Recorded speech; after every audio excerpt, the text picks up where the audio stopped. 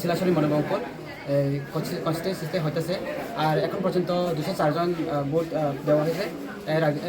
এর মাধ্যমে পুরুষ হয়েছে 104 আর মহিলা হয়েছে 95। কতজন ভোটার রয়েছে টোটাল? টোটাল তো আমি দেখা হয়েছে না, আমি এখন আইসি এস এ রিজার্ভ প্রেসিডিং অফিসার।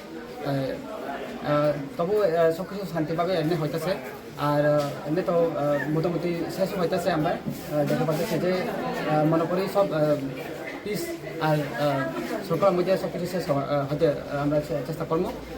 এটাই আমার নাম। শুনছি সকাল থেকে ইভিএম মেশিনটা নষ্ট ছিল, তার অ্যাকচুয়ালি কতটা পার্সেন্ট নষ্ট ছিল, বাকি হয়েছে না, আমি যতটুকু জানি, আমি তো এখন আইসি, আমি জানতে পারছি যে এমনি ইভিএম মেশিনটা বেশি কিছু হয়েছে না, তবে এখন সব ঠিক হয়ে গেছে।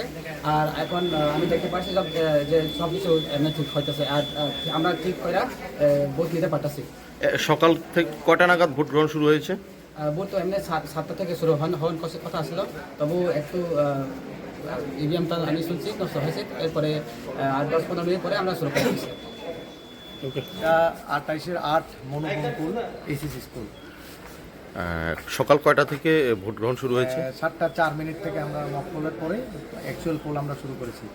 এখন পর্যন্ত সব দলের এজেন্ট কি রয়েছে? 3টা দলের এসেছে, অন্য আর তো আসেনি। কোন কোন দল এসেছে? এসেছে সিপিআইএম, বিজেপি আর ত্রিপুরা মুথা। বাকি ওটা কেউ রিপোর্ট করেনি, ওরা আছে, প্রথম থেকে আছে এবং সিলিং টিলিং সব সময় ওরা ছিল। এখন পর্যন্ত এখন সকাল 10টা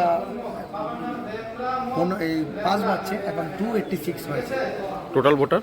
টোটাল বলে 744 অ্যাসাইন ভোটার।